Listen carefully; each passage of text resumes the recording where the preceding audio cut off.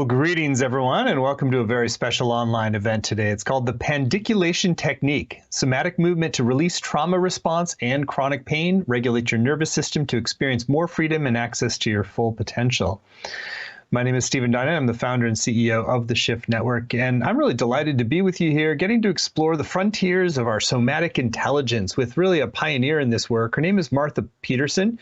She is the founder of Essential Somatics and author of Move Without Pain, and I think she's going to help clear up and dispel a lot of myths around pain and how we can actually work with our body in a way that helps us move out of the pain patterns and into a new possibility. So with that said, welcome, Martha, to today's program.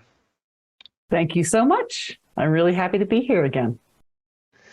Great. Well, I want to let everyone know up front, we're going to have this time together, and we're going to have a brand new program with Martha that is all about improving your somatic IQ with the Pandiculation technique. So more to come on that towards the end of the hour. So Martha, I'd love to begin our time together with a little bit about your backstory and what propelled you to become a somatic educator and a pioneer in this Pandiculation technique. Well, I actually came from a very long history of movement. I was a dancer. I was a massage therapist. I went to nursing school. I taught dancing not only to professionals, but also to children in a private school. And so movement is the language that I speak. It always has been. And yet, with all of the knowledge that I had, all of the information that I had studied about the body and about muscles and tendons and all sorts of things like that, at a certain point, when I hit my mid-40s or so, I just began to feel stiffer and less flexible. I had more aches and pains than I'd ever had in my life. And I couldn't understand why.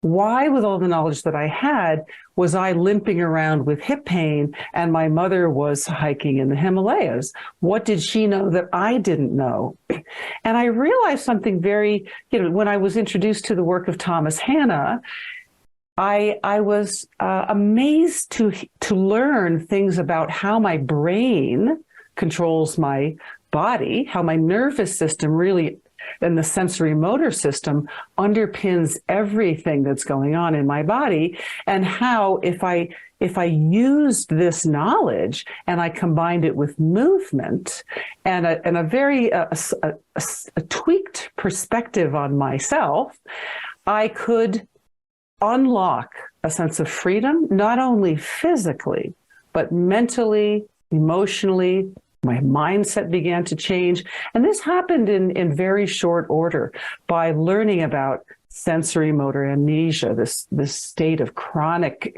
tension that builds up over time in response to the stresses of life, and then how it shows up and presents itself within very predictable patterns that we often think are just the inevitable results of aging or faulty structure, and then how to use pandiculation in combination with very basic developmental movement patterns that completely resets what's possible for your movement, your function, and of course, because you are a system that is connected on all levels, by extension, your life.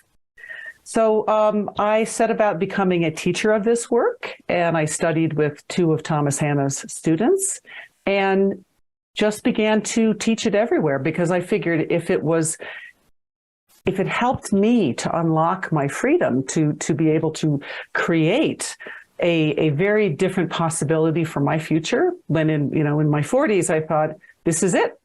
Arthritis, knee replacements, hip replacements, limited movement. I'm in big trouble. So that was what I thought at the time, and that is absolutely not the life that I'm living now.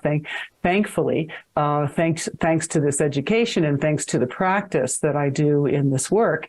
But I figured if I benefited from this, how could I possibly keep this a secret? And I really wanted to share it with everyone. So that's why I spend my life teaching around the world, and as does my faculty. So I'm thrilled to be able to share this with everyone. Wonderful. Well, I'm glad you were able to make that turnaround and then also share the fruits of it with the world. So we're excited to learn more. I'd love to start with a little deeper dive into what you're talking about, some of the myths around pain and sensory motor amnesia, which is an intriguing term. Like I just maybe first illuminate a little bit what that is and how pain patterns get set up in the body through that. Absolutely. Well, the sensory motor system is really the foundation of, on many levels, of everything that we are able to do in life. From infancy, as a human, we aren't like animals who were born with fixed motor patterns. A little baby horse can, within about 2 or 3 minutes, she can stand up, she can walk. And this is the same with many animals. While they do need their parents, they are born with the ability to walk pretty quickly. They have instincts, and these are in their brain automatically upon birth. Now, for humans, every single solitary thing that we do in life must be learned by doing. So we move and we sense, we move and we sense. And this is our sensory motor nervous system, our sensory motor cortex up here at the top of our brain, of our cortex. So we move and we sense what happens when we move, and then this loop continues on and on and on, it's a feedback loop. And so that this is how we learn to see, to listen, to hear, to speak, to feed ourselves with utensils, to ride a bicycle, to dance, and we learn that through feedback from our environment, from our parents, and then from our environment. And that happens on all levels: emotional, cultural, physical, psychological. And so when we have developed sensory motor amnesia, what that means is that in response to life, we become stuck in patterns and habits. And that's actually a really good thing, because who would want to wake up every morning and have to learn how to walk again, right? So there are certain things that once we learn them, they are now relegated to a part of our brain that is responsible for habits, for learned movement and motor patterns. And this is really good.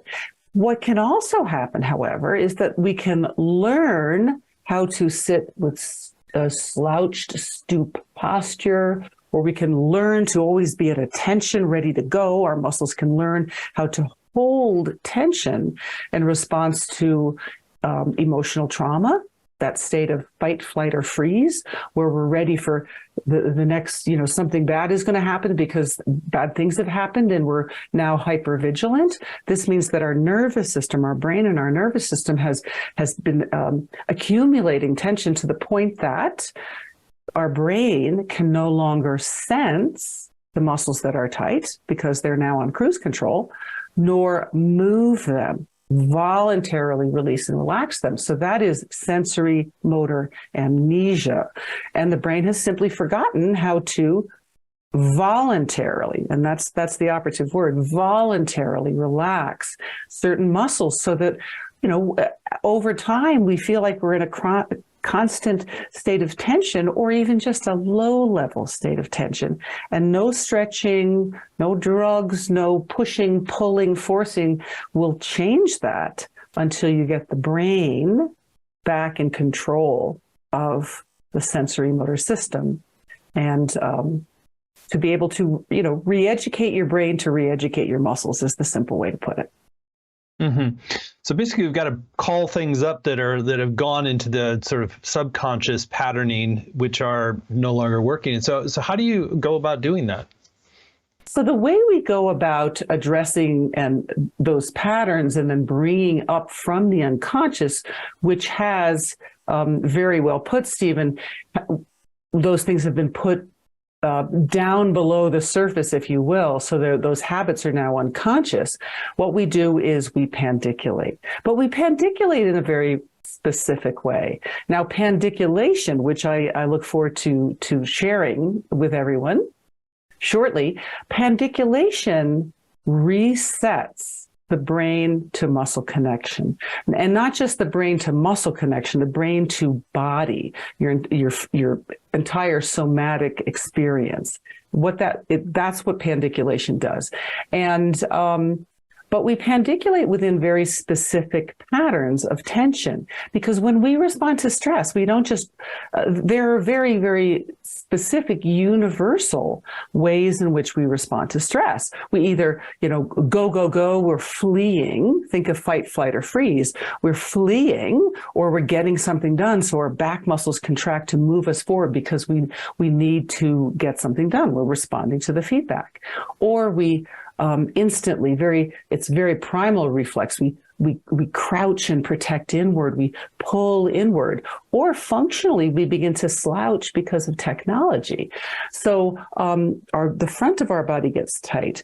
And then when we have an injury or an accident, or we're doing a one-sided activity constantly, one side of our body may become very tight, much tighter than the other side. So now our entire body is out of balance. And when our muscles and our system is out of balance, well, a lot of other things in our somatic experience become out of balance as well, because these reflexes are not only physical in nature, physical and physiological, they're also emotional in nature. So what do? We pandiculate into and then out of these reflexes so that we can respond to the reflexes when we need to, these stress reflexes, but because we can feel them now, we can decreate them when we no longer need them. And this technique, understanding what sensory motor amnesia is and how it develops in the brain, how it presents itself within very specific patterns in our bodies, and then how to pandiculate into and out of them.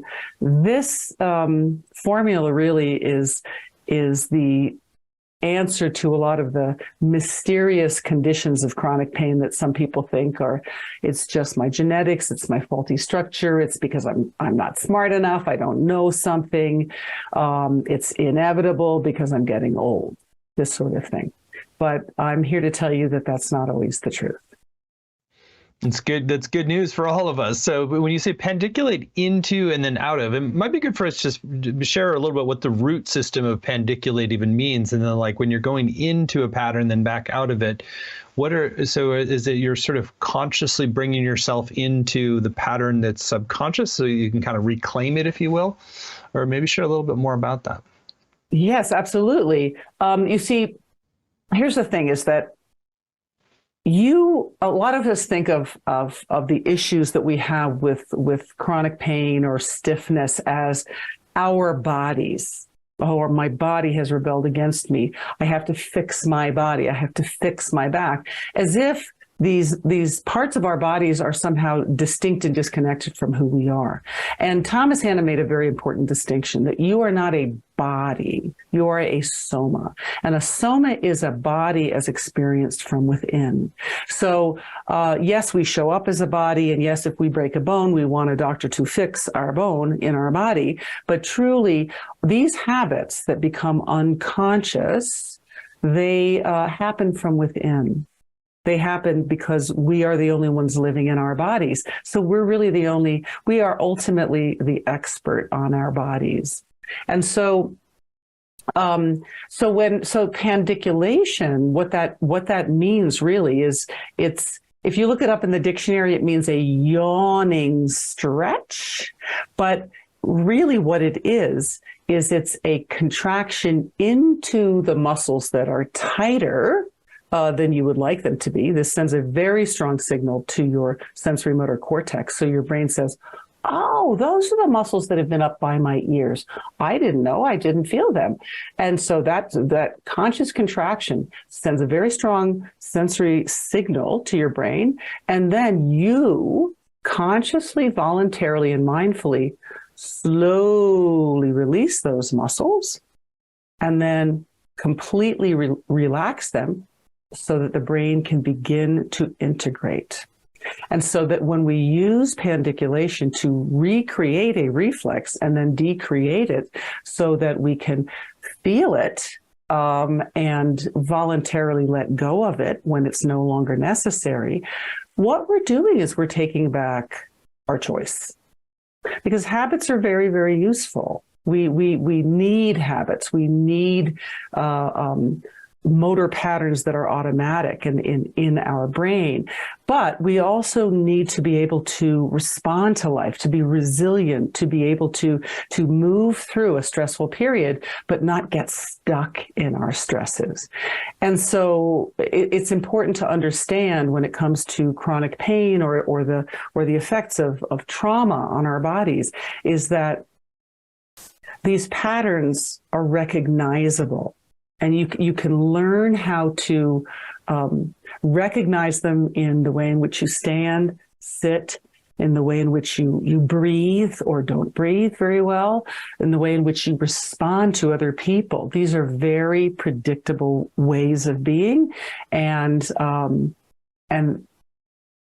you have choice over what you're going to do with those. So once you've made that reconnection and moving back into choice, how do you keep the momentum on building a new habit without? It seems like there's a process, first making it conscious and then re-engaging and being able to even choose in a way that you might not have been able to. But then how do you then sort of re-script it so you don't just fall back into the old habit patterns, which are really probably the easiest thing to do? That's absolutely true. And as the old joke goes, how do you get to Carnegie Hall? Practice, practice, practice, right? So when you think of the fact that animals all vertebrate animals actually pandiculate. We are the only vertebrate animal that has the size of a brain that we have. And so we have to learn everything by doing.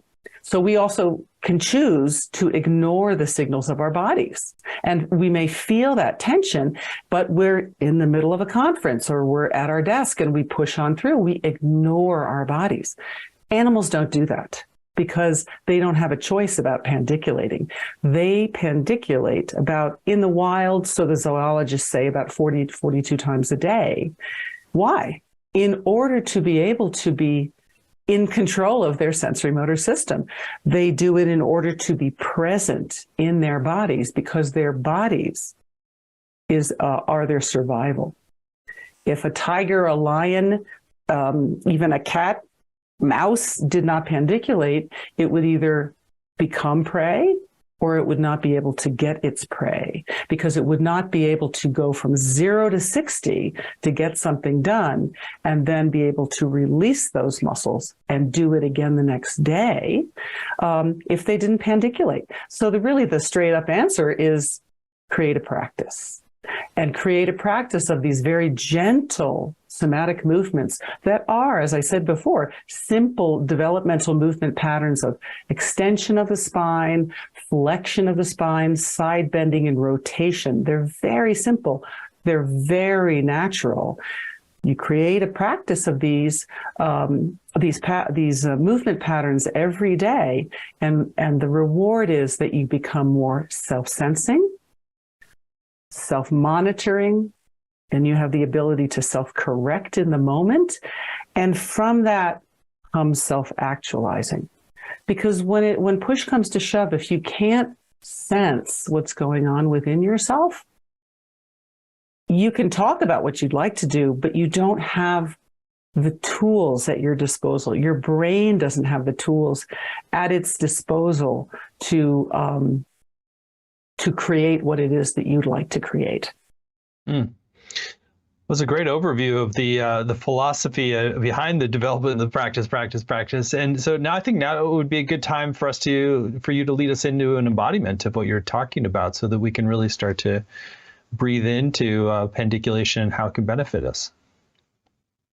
Absolutely. So stand on up, everyone. Let's do something fun together. I'd like to take you through the stress reflexes first so that you have an experiential idea of what I have just described. And then I'd like to take you through a very interesting experience of pandiculation. So first of all, the 3 stress reflexes, here they are.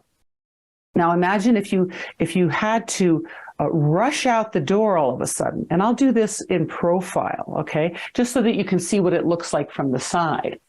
If all of a sudden you realize, oh, I have someplace to be, you want to rush out the door, or the phone rings and you want to run to get your phone.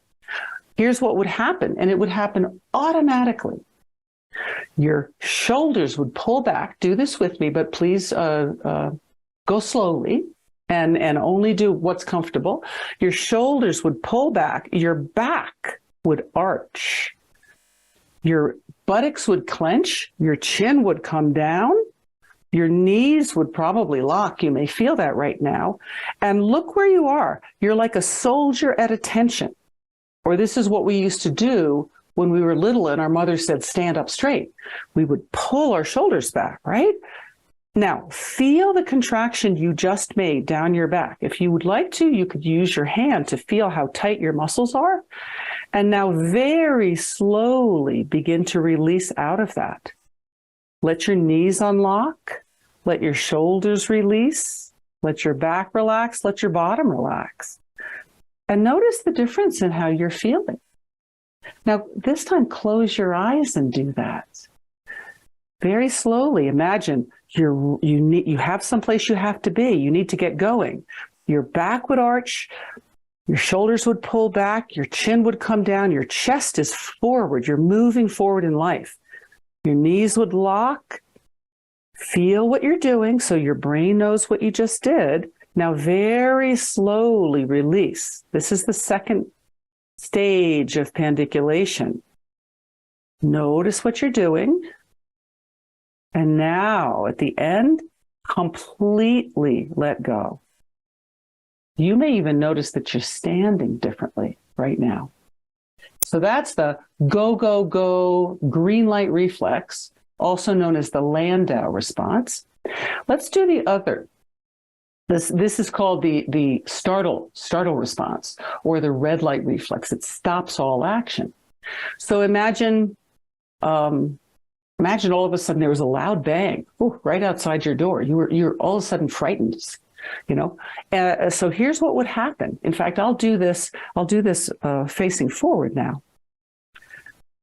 If all of a sudden there were a loud bang that you didn't expect, your shoulders would come up. Your chest would sink in, your elbows would bend, your knees would bend, your face would go forward. You want to protect yourself. Now, here's what it looks like from the side. You're collapsed in the front. Feel the contraction through the front of your body that you just created. And now slowly come on out of that by softening your belly, opening your chest, letting your shoulders come back. The danger is over, right? This is what animals do when they sense danger. They hunker down. It's automatic. It's survival. Let's do it one more time just so you can feel this. And you may be beginning already to say, oh, maybe this has something to do with my neck pain or my shoulder pain. I sit at my computer all day long like this. So let's do it again, this time slowly. And if it's helpful to you, you could have a hand on your chest and a hand on your belly just to feel your front collapse. Now, at the end of a long day, here's what you would do. It's the same thing. Sink your chest. Tighten your belly. Your shoulders slouch forward. Your knees bend. Your face goes forward. Your back is round. Right? This is what people think, old people should look like. It's not true. Now slowly release out of that. Come on back up to standing. And just take a deep breath and notice if something has changed. How does that feel? You may be able to breathe more deeply. So that's the green light go, the red light stop. And now, just for fun, go ahead and sink into one hip. And you may notice if you put your hands on your waist, that one side of your waist is short, one side is long. This is what would happen if all of a sudden you stepped on something sharp and you had to take the load off of that limb. It happens when you twist your ankle or put a baby on your hip, or put a heavy bag on your shoulder. It's called the trauma reflex. But trauma in the sense of an accident, a blow to your body. One side of your torso is shorter, the other side is longer. This can lead to twisted pelvises, lower back pain, knee pain, foot pain, hip pain, right? You're out of balance. So these stress reflexes are how sensory-motor amnesia shows up. Now, you may have recognized that you have a tendency to be stuck in one of those reflexes. So now let's apply pandiculation to that exploration. So close your eyes and imagine you have a dial. Okay, the dial from 1 to 10. If you sense yourself right now, and there's no judgment, okay, where are you on the dial of a discomfort? Maybe a pain scale, a discomfort, a stiffness scale. Are you at 3, at 9, 7? Where are you right now on your personal dial? So I'd like you to start by exaggerating whichever reflex you feel that you are currently stuck in. Begin to turn up the dial. Maybe pull those shoulders back just a little bit more. Maybe squeeze those buttocks a little bit more, or maybe collapse your chest even more, or gently clench your jaw a little bit more. Whatever you're feeling, turn it up. Don't turn it up to 10 though, please. Just enough so that you now know what you're doing. Slowly, slowly turn the dial down. Begin to come out of whatever contraction you were just making. Turn it down until you are completely at rest. What number are you at right now? You may now recognize, oh, my back isn't so tight right now. Now I recognize that my shoulders are slouched. Let's do this one more time. And go ahead and begin to contract. You may not even know what reflex you're in, but just begin to contract your body in whatever way feels intuitive. Turn up the dial. Turn it up to maybe an 8 or a 9. Stop and feel what you just did. Slowly turn down your personal dial. Notice everything that releases. Maybe your toes, maybe your inner thighs, maybe your breathing, maybe your eyes even. When you get to the end, take a couple of resting breaths and notice what you feel now. Where are you on your personal dial? Have you lowered the level of tension, self-regulated the level of tension in your own nervous system? Let's do this while seated. Now that you have an understanding of what pandiculation is, it's turning up the dial of tension in order to regulate and turn it down on your own. Let's apply this to a very basic movement called arch and curl, and we'll do it in a chair. So sit up just sit up on top of your sit bones. If you can sense those little bones at the bottom of your pelvis, they're like little feet. And notice as you sit, are you slouched in back of those sit bones? Are you rolled forward of those sit bones? And so let's start with a gentle arch. Again, we're pandiculating. So inhale and arch, move into that green light, go, go, go reflex, contracting your back muscles tighter than what was there. Turn up the dial. Feel what you're doing, but keep breathing, and then slowly, slowly release. And notice the quality of your movement. Keep breathing the whole time. Make it comfortable. At the end, just relax and notice how you feel. You may be noticing by now that it's as if you're doing a yawn. So now on your next exhalation, why don't you sink the center? Go ahead, sink the center, round your back, roll back of your pelvis, slouch your shoulders forward, let your head come forward. You may even feel your knees come together, and then slowly, slowly release out of that. Moving slowly, but continuously breathing all the way up to what feels comfortable and balanced. And let's play with that just a couple more times. Imagine you're yawning. In fact, you might even want to yawn. And you could let your head look up. Oh, this feels so good. Arching, contracting your back on purpose. Turn up the dial. Slowly come out of it.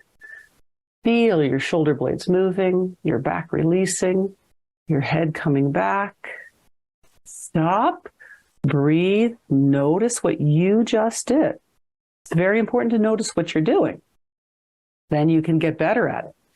On your next exhalation, sink as if you were a cat, right? Contracting the belly in order to release the back.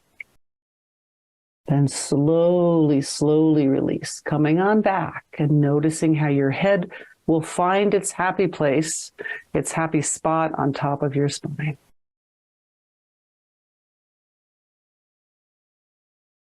How do you feel? What number are you at on your personal dial? What was that experience like for you in order to going into patterns in order to come out of them? This is how you will be able to determine if the aches and pains that you have are structural or functional in nature. When our muscles are tight, right? Our brain controls our muscles attach to our bones, and our muscles move our bones.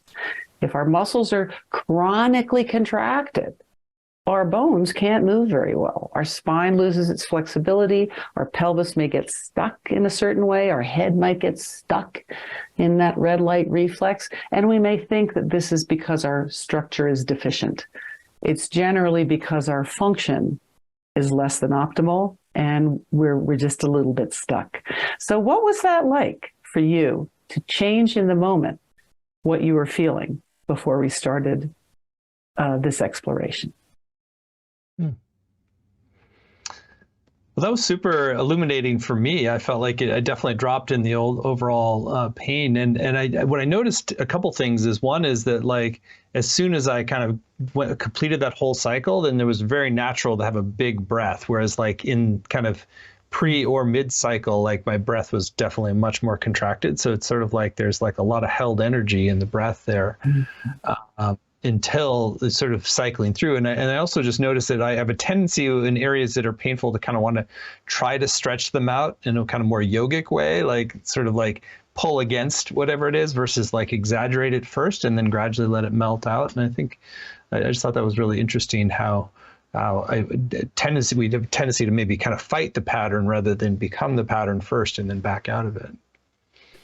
That is absolutely true, Stephen, and I really appreciate you making a comment about that, because in our culture, we tend to stretch. I stretched as a dancer, and I could stretch my body all over the place, and it didn't prevent me from being injured, nor from developing some structural issues in my body because of all the stretching and because of all the accidents.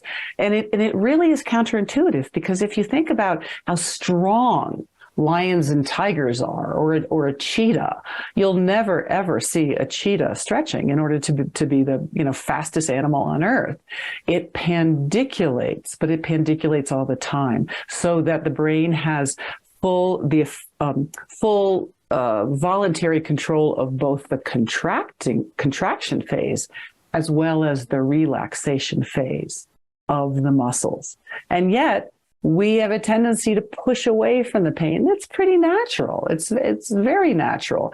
And yet, like a lot of things, it's sometimes it's best to go into the discomfort level in order to come out into a state of a comfort and relaxation, the likes of which you never realized was possible.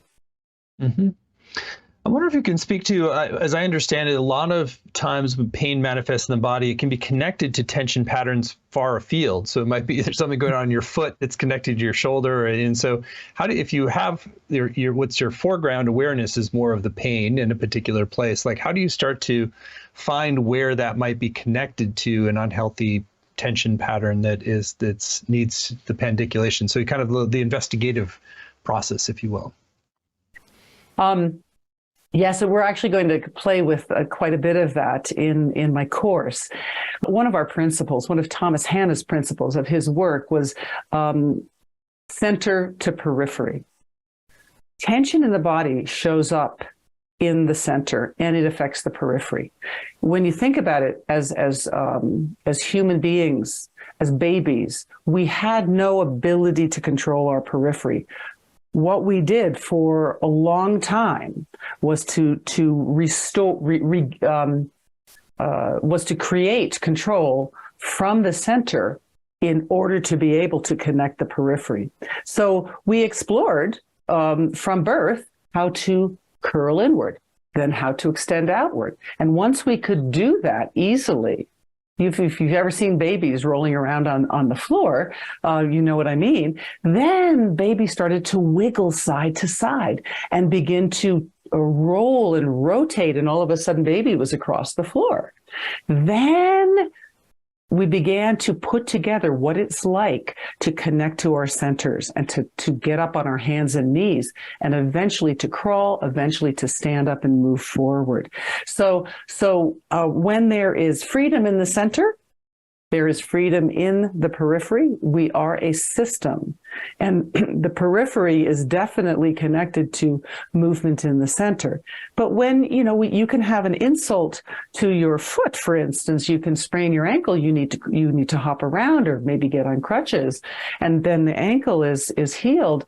But where does the tension remain? In the center, the trauma reflex, because your subcortex said, it's okay, I got this. We're going to get from here to there, because human beings are always wanting to move forward towards their goals.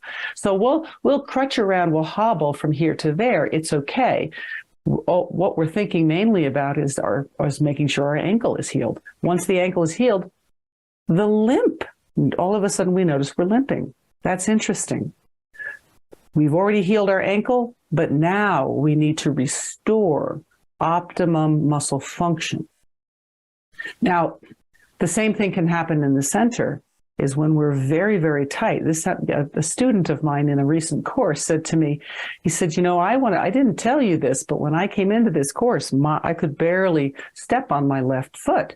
After one class of learning how to release the tension in the front and the back of his body, all of a sudden he stood up. He said, where did the pain go? It's disappeared. Because the tension in the back of his body and in the front, we call this bracing, it's co-contracted. He couldn't walk properly because, our feet, that old song, the knee bone's connected to the thigh bone, is if there's tension in the center, our pelvis can't move. If our pelvis doesn't move, our legs move differently. If our thighs move differently, our lower legs move differently, and our feet respond to what is happening in the center. So everything is connected, and one of the easiest and most efficient ways to deal with issues of our periphery is to learn to release the patterns of tension in the center of our bodies, front, back, and sides. Really fascinating. I wonder if you could comment a little bit on the emotional side of the equation too, since this is a little bit more finding the physical pattern, but it's like I was thinking of myself because I had a mountain biking crash that I've still been kind of releasing some of the patterns and tensions around that because it was, did some damage for a while and still kind of, still some residue from that. And so, I was just curious about like, where's the role of emotional release in this? Or when you're doing a pandiculation technique, do you sort of pause and wait for emotions to surface sometimes or work with them in a specific way? Well, emotions, as I said before, that, these reflexes are equally physiological and emotional in nature. When if you were to look at a little kid who's disappointed, he was just told he can't have ice cream for breakfast, or he's not getting what he wants, I'm telling you, he'll go like this. All of a sudden, they collapse. Or if you're excited, you're happy, you're going somewhere fun, all of a sudden you do this, right? Now, those emotions can, because these reflexes have an emotional component, when there is trauma, and even a trauma of a mountain bike accident, I mean, my goodness, you not only have the physical trauma reflex of twisting, rotating, maybe flying over the handlebars, breaking something, you're twisting and crashing. It's painful. The bones or the tissue heals, but there may be, depending on the situation, a intense fear that was created in the midst of that accident. Or, for instance, if you were raised in a family where everybody was yelling at each other all the time, and you're just always wishing people can't we just get along? And there's a frustration and there's a fear involved in that. But, you grow up and have a nice life, but you always wonder why am I stuck like this? You start to pandiculate you start to learn this practice and start to pandiculate into and out of certain movements.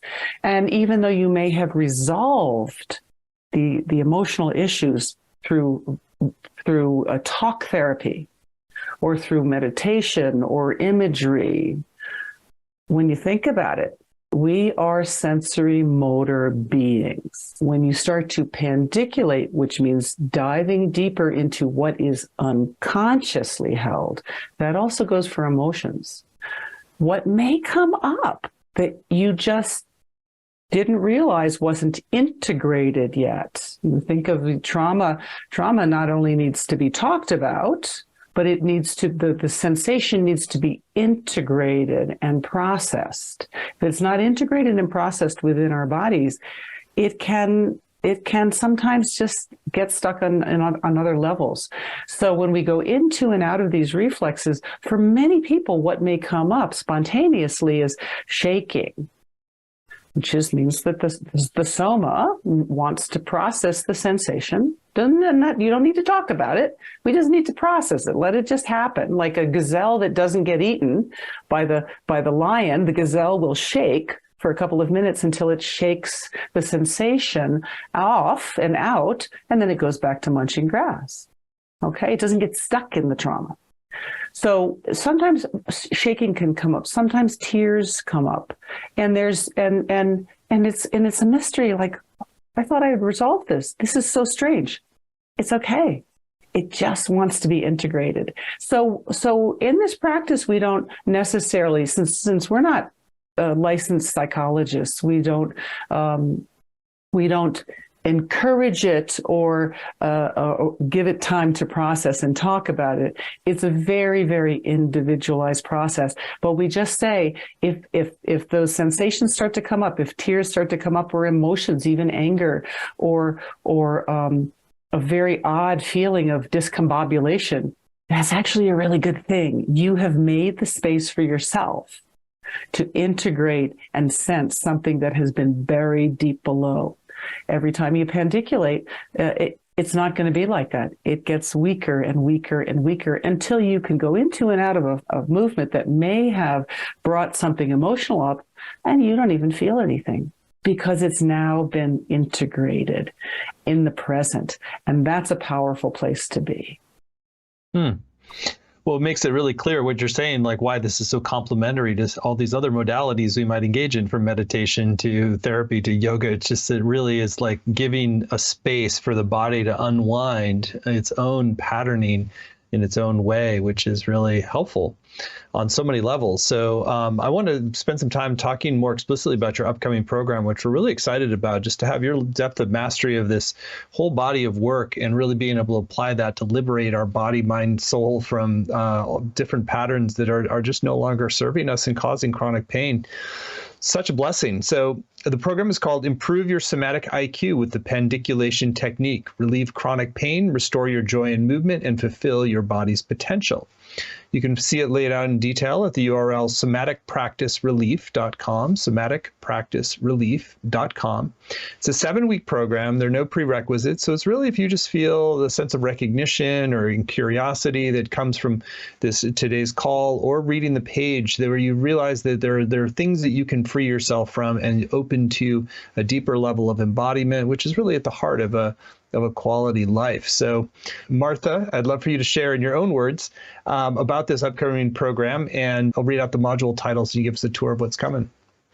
This 7-week course will be a very comprehensive overview on you and the many different ways that you connect with yourself. We're going to have a lot of fun by starting with the restoring the ability to sense yourself from the center out to the periphery. And we'll start to play with the periphery in order to inform what you feel in your center, connecting center to periphery. We'll also dive into breathing. What does it mean to breathe? And how could you use pandiculation to augment your breathing? And then we'll also begin to play with movements of the pelvis and the feet and the knees, connecting you from the ground up, so that ultimately when you stand up, for those of you who, many people are a little bit afraid of movement if they've had a lot of chronic pain. So this is why the last module is one of bringing in fun, joyful standing movements that you can do anytime, anywhere. You see, when a lot of people have chronic pain, or it maybe don't even have chronic pain, but have a chronic sort of discomfort of, their relationship to their body, it's really important to go slowly, to go gently, and to begin to build. And that's what we're going to do in this series, is starting from the beginning. Build neck and shoulders, how to release the tension of the jaw. This is very involved in trauma and deep stress is pain in the jaw. How to breathe more deeply. How do we connect our pelvis and our legs and our feet? How do we bring this up to standing so that we could reach and twist and rotate and squat and do all the wonderful functional things that will help us to continue to walk towards what we want in life. Fantastic. So module 1 is called Use Somatic Movements to Actualize Your True Potential and Personal Agency. Personal agency is a very accurate word for what it feels like to begin to sense yourself. If you can't sense, it's hard to make a choice. And stress and trauma, for many, many people, the first thing that goes is their sense of self-agency. It's almost as if you don't know who you are anymore, so you really can't make a choice. And when we begin to address the center of your body, where everything starts, I feel very strongly that you're going to begin to feel more self-confidence and more hope and more self-agency. Module 2, release tension in your rib cage to stand taller and breathe easier. The first thing to go, the second thing to go after the sense of self-agency, really, when we are stressed, is breathing. If you think about we're all of a sudden afraid, or we're stressed, or we have a deadline, we hold our breaths. We just do. And when the muscles of the center are tight, the muscles between the ribs are tight. So our rib cage doesn't move the way it should. It no longer is pliable and soft like the gills of a fish breathing. So I will teach you how to restore optimum breathing by releasing the rib cage. Module 3, free your jaw and eyes to reduce anxiety and improve your ability to self-regulate. A sensing of anxiety is often an overloaded nervous system. And that can happen when we are overstressed, when we are holding trauma in our bodies, the residue of trauma in our bodies. And when we address the muscles of the eyes the face, the tongue, the jaw, and the neck. It's amazing how quickly change can occur and how much calmer the nervous system can be. This class uses very, very gentle differentiations that come from Feldenkrais. Then we connect you to the center, as we do so well in this work. And so that you can use very soft movements in order to get profound change. Right here, this is where our telereceptors are, and the eyes respond to stress. The jaw locks in response to stress. So I think you're going to, this class in particular is going to be a big aha for a lot of people. Module 4, liberate the movement of your psoas and pelvis to reduce habituated limitations in your body. I love anything that has to do with learning to move your pelvis. This is because in our culture, we are taught to keep the center of our body rigid because we think that means being strong. That just means being stiff and rigid. Well, and then our pelvis doesn't move. So in this class, you're going to learn how to move your pelvis in such a way that your walk becomes one of ease, of swaying, that you have more stability in the center of your body. And the psoas has a lot to do with that as well, because it's a large stabilizer of the lower trunk. So after this class, I think you're going to feel like you want to go dancing. That's a great testimonial. So module 5 is then connect your legs and feet to your center for enhanced grounding and balance, which I imagine applies to dancing as well. Absolutely. And it applies to, to balance. There's this idea that, as we get older, we lose our balance. That's just inevitable. I see it slightly differently. As we get older, we have many, many chances to accumulate more sensory motor amnesia, which means that if we're tipping a little bit because we had an accident in our 30s and we're still tipping as if the accident was still occurring, well, we're going to have less balance. We're going to have poorer balance as we get older. This class is wonderful in that it really connects your ability to move and feel your feet. How many people play with their feet and feel their feet on the ground as they walk? And so that we can connect our ability to control our feet and our lower legs with our pelvis in the center of our bodies, because it's great to release the center. It's great to have a pelvis that moves. But if you can't feel the feet as you reach forward or push off, then you're less likely to be able to respond to a difference in an imbalance or potential trip or fall. You will be less likely to be able to save yourself. After this class, I think you're going to feel safer as you walk and more grounded.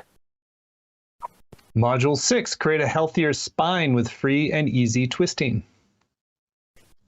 Well, our spine is meant to gently twist and rotate. I like to think of an earthquake-proof building that sways with the earthquake. It doesn't fall over. Now, our spine is very, very strong, and it needs nourishment. So twisting and rotating is what we do when we walk, a natural walk of the shoulders and the pelvis moving in opposition.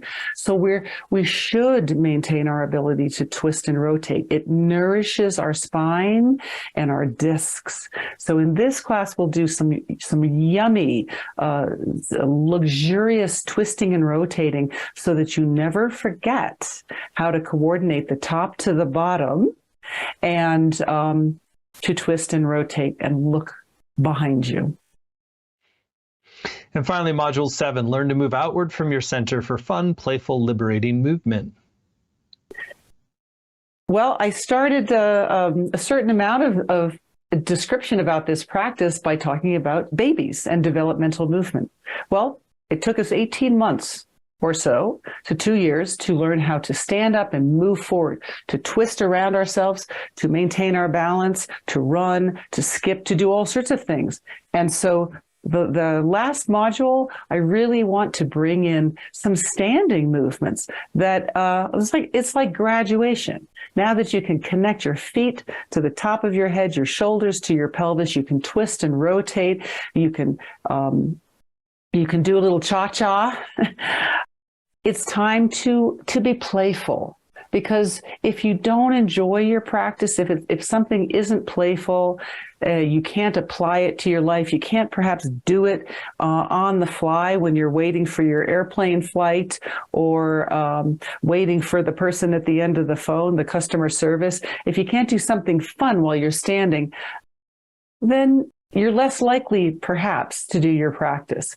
We don't live life on the floor. We live it standing, moving towards what we want. So it's very important to have fun, playful, functional movements that we can apply to all of the wonderful things that you're going to learn on the floor. So I think you're going to have a lot of fun in that class.